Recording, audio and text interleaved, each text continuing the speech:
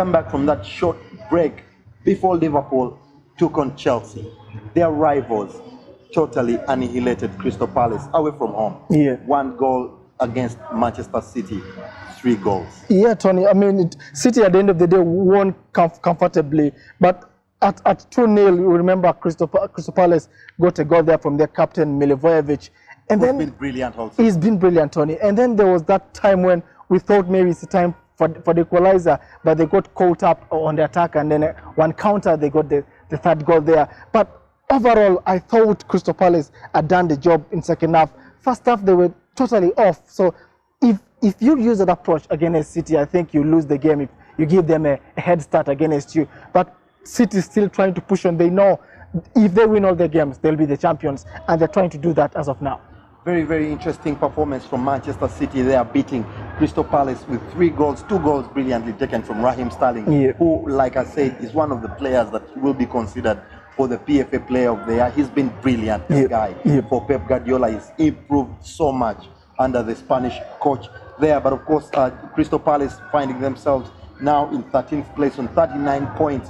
They almost guaranteed they're not fighting for any relegation scrap or anything. But Manchester City, like we said, are still chasing Liverpool on 83 points now, are in 2nd place with a game in hand against their rival. Their big result. And on Saturday, we kick things off, early kickoff. Tottenham totally annihilating a relegated side in Huddersfield, 4 goals to 0. Yeah, Tony. It's without Harry Kane. Without Harry Kane, that's what I wanted to mention. And I thought this Tottenham side looks blistering without Harry Kane. We know even Son was on the bench, and Lucas Moura came up with the goods, got a hat-trick there, of course, after Wanyama had got them into the lead in this game. But again, you have to look at the team that Huddersfield had fronted there. They made 8 changes from their starting 11. Maybe it's trying to experiment and give these guys confidence that when they go down, they will be having game time. But I thought you don't have to lose that bad. No, you have to fight for pride at this moment. They certainly have to keep fighting for pride. Only Huddersfield, they are already relegated from the division. They'll be playing in the championship next season. But Tottenham have all to play for. They're still chasing a top 4 spot with a lot of their rivals breathing down their necks there. They find themselves in 3rd place, 67 points, just 1 ahead of Arsenal. They are very, very interesting. And we wrap things up on Saturday evening with a big game. Manchester United narrowly snatching a 2-1 win against West Ham United. Yeah, Tony. Massive game this. Massive game this. They needed these points, Man United. And yes, they got them 2 penalties from Paul Pogba on either side of a goal that was that West Ham had got from their Brazilian starman and Anderson here, who had a goal chalked in first half. I thought his goal in the first half was wrongly ruled out. He was onside. Dalot had played him on. West Ham played beautifully. He had mentioned, Tony, that after they had played Chelsea on Monday, they looked a good side. They just didn't get the goods, and they come into Old Trafford, totally outclassed Man United. And that makes me ask you, Tony, what has gone wrong with this Man United side? With Ole coming in, everything looked so pure and beautiful. 5-0 against Cardiff. Yeah, it has gone a wall now. It's so shocking for them. No, it's very interesting. We talk about new managers coming in team. We talk about the aura in the first few weeks. When things are changing, the manager is trying to create belief, create a free environment. A lot of the managers come in and bring back some of the things that the old managers abolished. Some managers come back and let the people have the internet on the football ground. They let them stay at home on the night of matches. So things like that can improve the mood. But after a while, things start getting back to normal. It's football, it's competitive football, all the teams are watching you.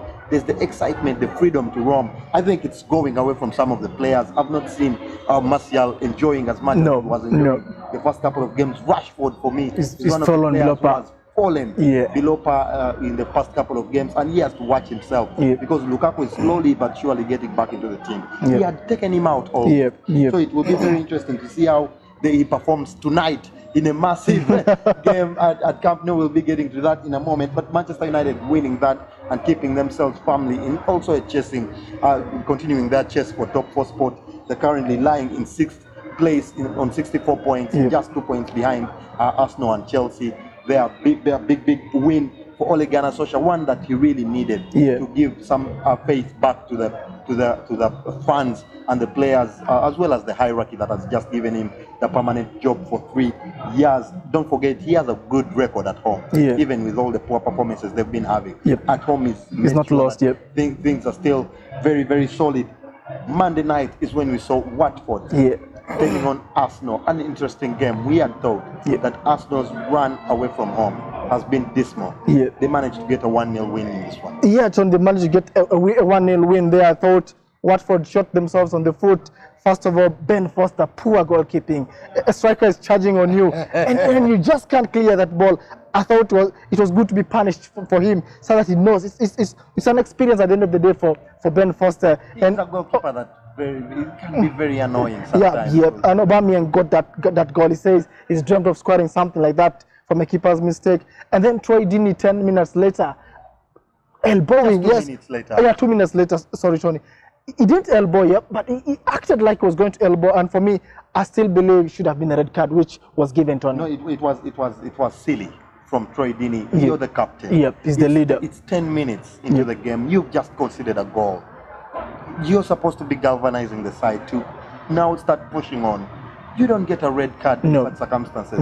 You're chasing a Torreira, a smaller man than you. He has played the ball. The bare minimum is you don't touch him. Don't touch him. Anything can happen, because when someone loses the ball, he's a small man. It's not an elbow team, but because Torreira is small, it hit him right in the face, and that's what pushed the referee's decision there to hand him a red card. And he now has made it harder for his players. But Arsenal has to be so poor to play 80 minutes plus against a 10-man side like Watford. That is a worry. Create any more chances. That's a worry, Tony, for Arsenal. Yes, they will go with the 3 points and say, thank you, we have the points in the bag. But I don't think teams like Leicester, Wolves have Troy Deeney in their sides. I don't think so. They will want to play you 11 men for 90 minutes. And even when you look at the 10 men, they had better chances. Yes, Tony, that's the worry Unai Emery has to look into. And it is so poor, Tony. I was looking at the statistics, and Unai Emery's last season in Sevilla, he played 19 games away and didn't win any. So that's I'm starting to wonder, maybe it's not Arsenal, but it's the coach's tactics. No, it certainly was a poor performance from Arsenal, especially after that red card. They didn't look like they were playing any football. Mkhitaryan he looked shambolic in this particular game. I wasn't excited at all by his performance. When you look at the coach selecting Mavropanos, in that he hasn't played any football. That was a poor selection too. It was a poor selection for me. At least I would rather put him out in number 2 and keep Mustafi in the centre back rather than do it the other way around. So it was very, very interesting to look at the selection that the coach put out in this particular game. Watford showing that their fans, that they still can push on and even cause an upset in the FA Cup. With that performance they can. Performance against a team like Arsenal. So it was very, very positive for Watford. You would see the manager very angry when they missed the chances. And Javi Garcia, he has done so well in this Watford side. They will definitely be doing bigger things next season. But Arsenal snatching all those 3 points and keeping themselves in a driving seat, of course, for that top 4 spot ahead of Chelsea and Manchester United. So big result for Unai Emery there, and also gives him a bit of confidence on his side before they travel to Napoli in midweek. But this week we have big games. Tonight we have Manchester United traveling to Spain, playing Barcelona. A lot of folks are calling it Mission Impossible too. It's Mission Impossible too. if Man United made it the first mission, Tony, lightning doesn't strike twice, and I'm certain United could be playing a dead rubber here. But you don't rule out United, and just like we've said before, they are very dangerous when called an underdog, this Man United side. But I still believe Barcelona has enough, and I've gone for a very high scoreline, 3-1 Barcelona. Barcelona rested almost 90% of their first starting 11. It might be a tough evening for Manchester United. Tony, you don't know what they are going to do with this United side. Are they going to attack or defend? We all know that they don't need to concede in this game. So I will not be surprised if they go and defend and try to attack in the last 10 minutes. But by then, I think Barcelona would have wrapped up this game. The game is 1-0 aggregate in favor of Barcelona tonight as we head into that big clash. And we'll be having, of course, Juventus taking on Ajax as well at home. They also tried to rest a few of their players over the weekend. Cristiano Ronaldo will be expected back in action tonight, expecting to turn around that first leg draw that happened 1-1 at the Johan Cruyff Stadium. And tomorrow night we'll be having another big header. Chelsea, Manchester City will be taking on Tottenham Hotspur at home at the Etihad Stadium, in a game that also will be looking to turn around from the first half, first leg deficit. And of course, we'll be having Liverpool traveling to Porto 2-0. What are your thoughts on those two games? I think Liverpool might sail through. If Porto take their chances, maybe they'll have something. But Liverpool has ability to score in any field in the world. So and they're in the driving seat. I think they will score, and then it will be too much for Porto. Man City, Tottenham is a tricky one, Tony. The way Tottenham has played without Harry Kane, I think it suits them now going away, because they will need to play on a counter. Lucas Moura and so on pry on counter-attack, so it will be a tricky one for City. But again, City with Pep Guardiola, they might be having more experience in these stages, but it's a tricky one I can't call, Tony. Big football, and of course, we'll be having the Europa League again on Thursday night. The only two representatives from England, Chelsea and Arsenal, will be hoping to sail through.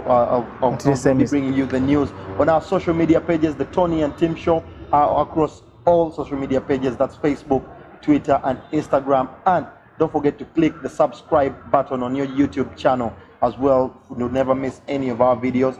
For now, we have nothing left to say. Enjoy football. Spain is calling. Goodbye.